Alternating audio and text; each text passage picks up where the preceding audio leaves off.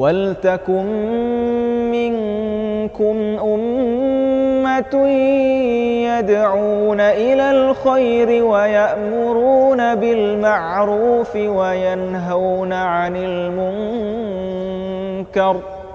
وَأُولَئِكَ هُمُ الْمُفْلِحُونَ.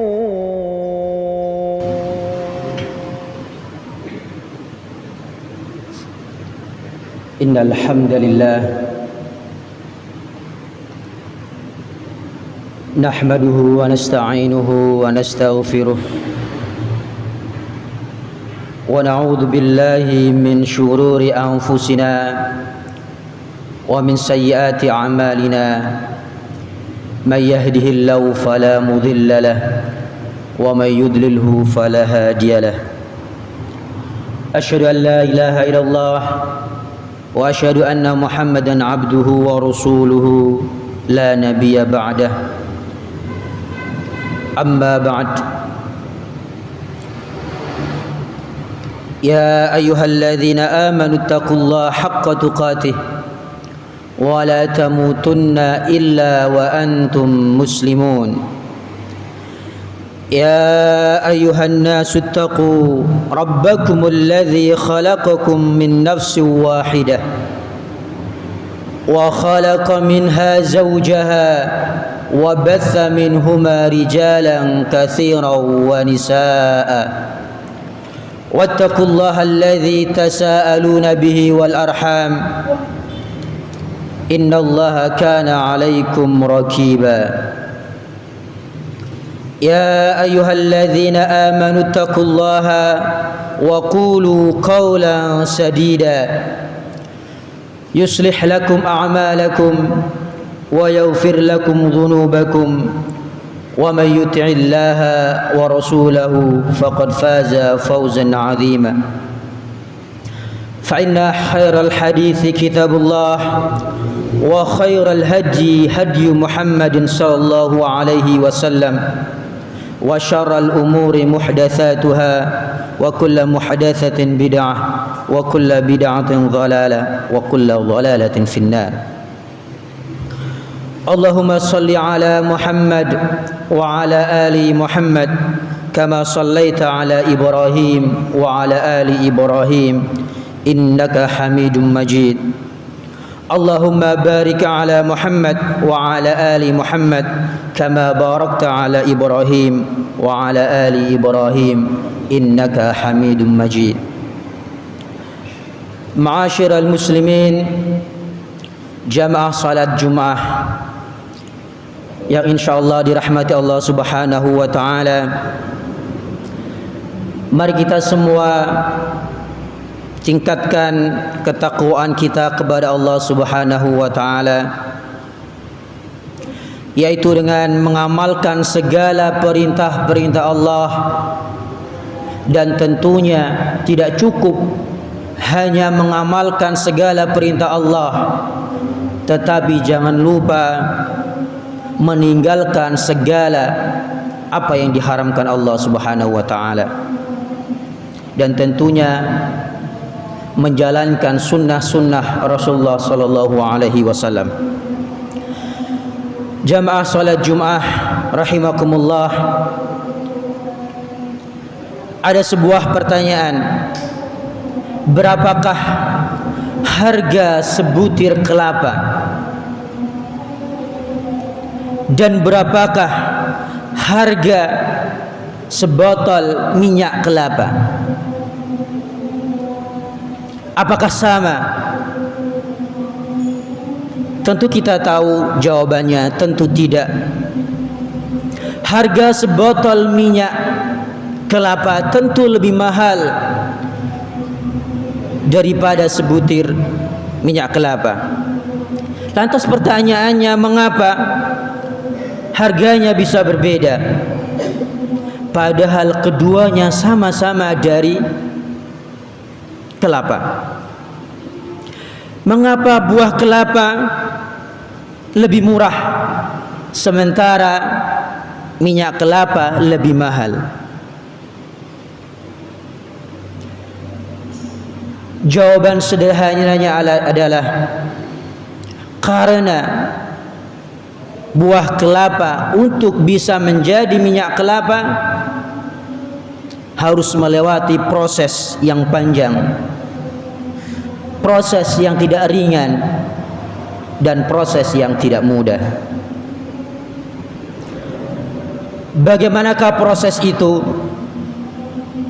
Proses panjang itu diawali dengan diambilnya, dijatuhkannya buah kelapa dari puncak pohon. Begitu jatuh,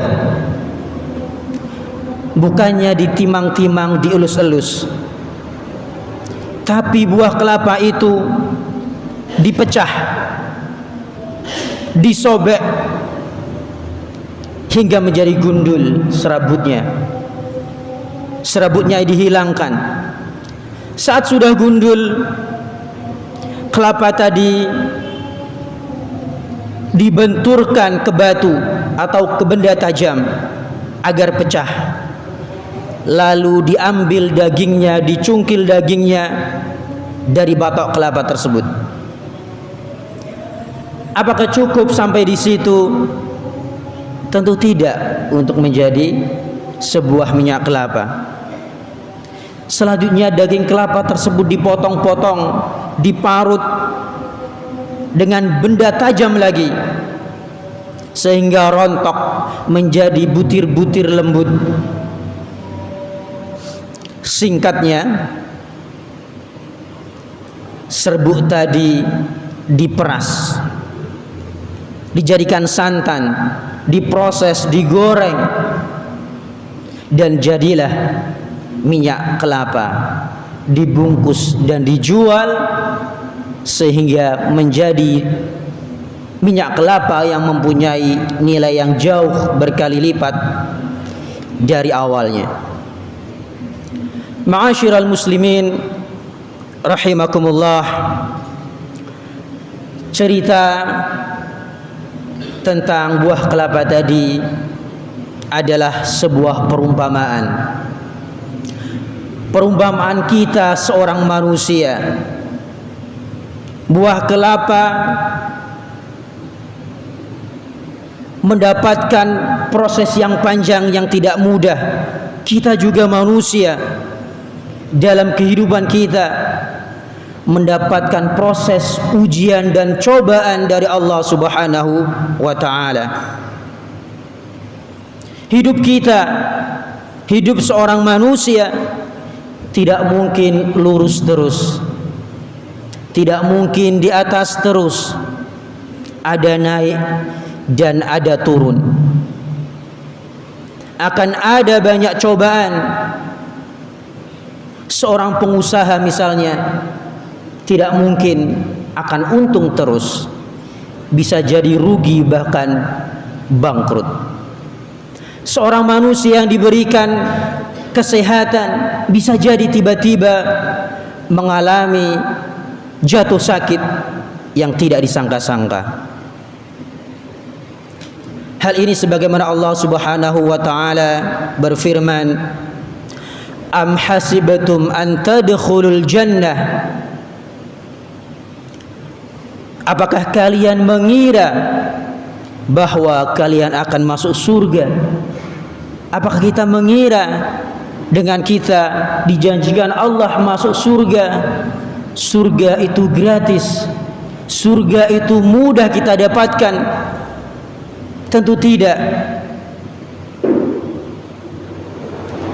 Maka Allah berfirman selanjutnya dari ayat tersebut, walam ya'tikum mathalul ladzina khalau min qablikum, padahal belum datang kepada kalian ujian sebagaimana dialami orang-orang terdahulu. Artinya Allah akan memberikan ujian kepada kita karena surga tidak gratis. Massathumul ba'sa'u wadh-dharra'u wa zulzilu, Cobaan seperti apa yang dialami? Yang pertama, kesengsaraan, al-ba'sa wad-dharra, penderitaan. Maka tidak hanya sekedar kesenangan terus, wazulzilu, dan diguncangkan berbagai cobaan, hatta yaqulu rasul walladzina amanu, sampai orang-orang berfirman bersama rasulnya bertanya, mata nasrullah, kapankah pertolongan Allah akan datang? Ala inna nasrallahi qarib, sesungguhnya pertolongan Allah sangatlah dekat. Ma'asyiral muslimin rahimakumullah, mendapatkan surga Allah bukanlah sesuatu yang dibagikan secara cuma-cuma, namun membutuhkan perjuangan dan pengorbanan, serta harus melewati ujian dan cobaan. Ma'asyiral muslimin, ketahuilah bahwa peristiwa apapun yang terjadi di alam semesta ini, yang terjadi dalam diri kita ini, tentu semuanya karena kehendak Allah, karena takdir Allah. Segala macam keadaan yang menyedihkan, keadaan yang menggembirakan, kemiskinan, kekayaan harta kita, bagian dari cobaan, bagian dari ujian. Cobaan bukan berarti hanya kesengsaraan, bukan hanya kemiskinan, bukan hanya kemelaratan, tapi harta yang berlimpah, kesenangan, anak yang lucu dan lain sebagainya. Itu juga bagian dari cobaan-cobaan Allah. Allah menjelaskan dalam firman-Nya, ma asaba min musibatin fil ardi,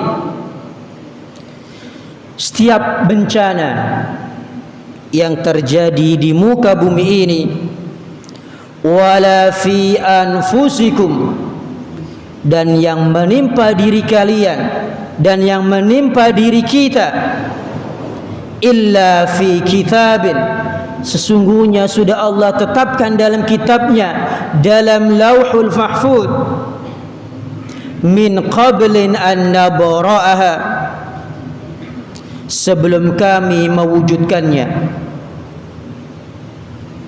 Inna dzalika 'ala Allahi yasir, sesungguhnya demikian itu sangat mudah bagi Allah. Allah begitu mudahnya menjadikan si kaya menjadi bangkrut, orang yang sehat menjadi sakit, begitu juga kebalikannya. Maka ini adalah semua ujian dari Allah, tentu bukan tanpa maksud dan tujuan. Pasti di balik itu banyaklah hikmah yang terkandung di dalamnya. Hanya saja orang-orang yang beriman dan bertakwa yang memahaminya, sedangkan orang yang tipis imannya, orang yang tipis takwanya akan menganggap itu bagian dari apa yang diberikan Allah, merupakan hanya sebuah bencana baginya. Ma'asyiral muslimin, barakallahu fil Qur'anil azim, wa nafa'ani wa iyyakum bima fihi minal ayati wa dzikril hakim, wa taqabbal minni wa iyyakum wa tilawatahu innahu was-sami'ul alim. Alhamdulillah, alhamdulillahilladzi amarna bil i'tisam bihablillah. Asyhadu an la ilaha illallah wa asyhadu anna Muhammadan abduhu wa rasuluhu la nabiyya ba'dah. Jamaah salat Jumat yang dirahmati Allah Subhanahu wa taala, Apa sikap yang tepat dalam menghadapi berbagai cobaan dan ujian yang diberikan Allah Subhanahu wa taala? Yang pertama, marilah kita bermuhasabah diri. Muhasabah artinya introspeksi, menghitung-hitung. Jangan-jangan cobaan-cobaan yang diberikan Allah adalah bagian dari peringatan yang Allah berikan. Mungkin banyaknya kelalaian-kelalaian kita, banyaknya dosa-dosa kita, entah dosa kecil yang tidak terasa kita lakukan. Membicarakan orang adalah bagian dari dosa yang mungkin tidak terasa kita lakukan. Begitu juga dengan dosa-dosa yang lain.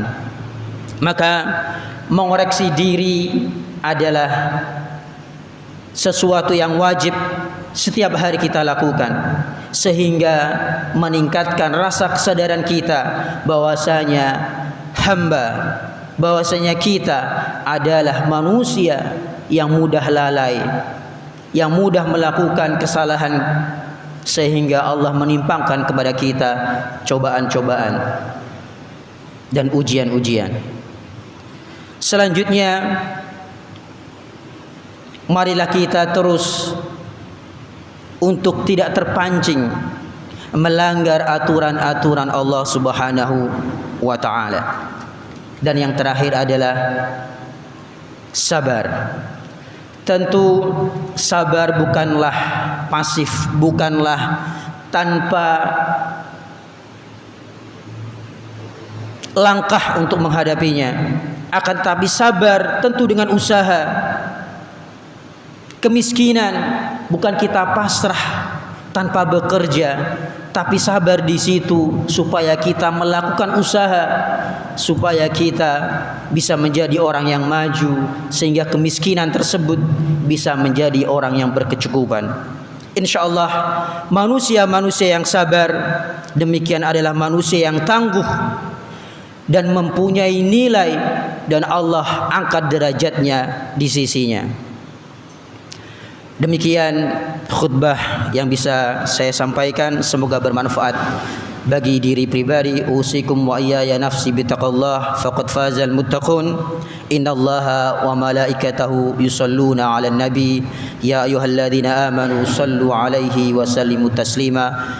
Mari kita berdoa kepada Allah Subhanahu wa taala. Allahumma shalli ala Muhammad wa ala ali Muhammad kama shallaita ala Ibrahim wa ala ali Ibrahim. Rabbana zalamna anfusana zulumatin katsirah wa illam taghfir lana wa tarhamna lanakunanna minal khasirin. Rabbana la tuzigh qulubana ba'da idh hadaitana wa hab lana min ladunka rahmah innaka antal wahhab. Rabbana ighfir 'alaina sabran wa tsabbit aqdamana fansurna 'alal qaumil kafirin. Rabbana hab lana minas salihin. Rabbana hab lana minas salihin. Rabbana hab lana minas salihin. Rabbana hab lana min azwajina wa dhurriyyatina qurrata a'yun waj'alna lil muttaqina imama. Allahumma ighfir lana dhunubana wa dhunuba walidayna warhamhuma kama rabbayana shighara.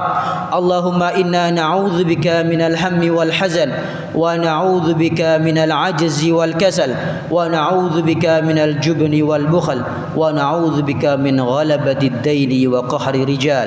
Rabbana atina fid dunya hasanah wa fil akhirati hasanah wa qina adzaban nar.